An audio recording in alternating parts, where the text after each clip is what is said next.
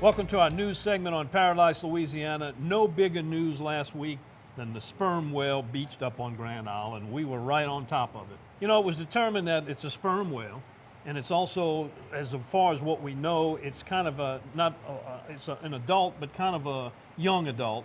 Still no reason for cause of death, although Mandy Tumlin, the biologist with Department of Wildlife and Fisheries, was there, and they took some samples, they did some tests, and hopefully they can come up with some more information about it. This morning I got a phone call from a member of the public who's helped us out before in the past regarding stranding reporting, and the initial call came in for a live dolphin beached on Grand Isle Beach, but as soon as she got out here while she was on the phone with me, she confirmed that it was a whale and not a dolphin. So they confirmed the animal was dead, and we mounted a response with the gear and supplies we would need to collect samples from the animal today.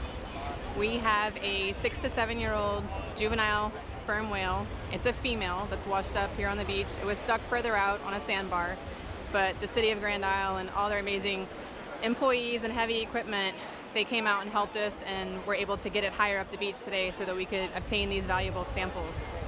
It's a female, and she is 27 feet long, 5 inches.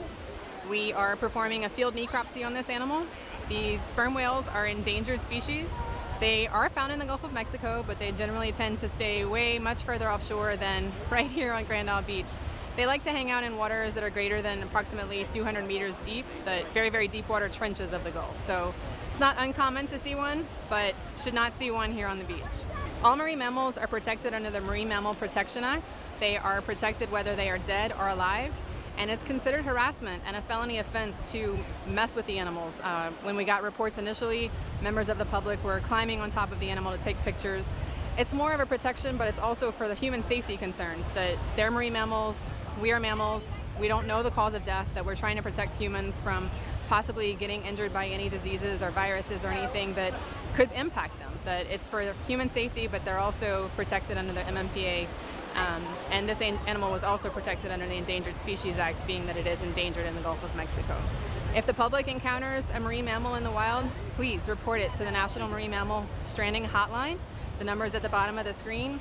These animals are very valuable to us as biologists, whether they're dead or alive. We're able to learn valuable information depending on what stocks they're from, species identification, we can get genetics from them, we can get teeth for aging, and a whole suite of other samples that can be utilized to try and determine cause of death. Oftentimes we don't determine cause of death, but in this case we're able to get samples from an endangered species that doesn't generally wash up on the beach, so they help us fill in some of those data gaps that we have for these species.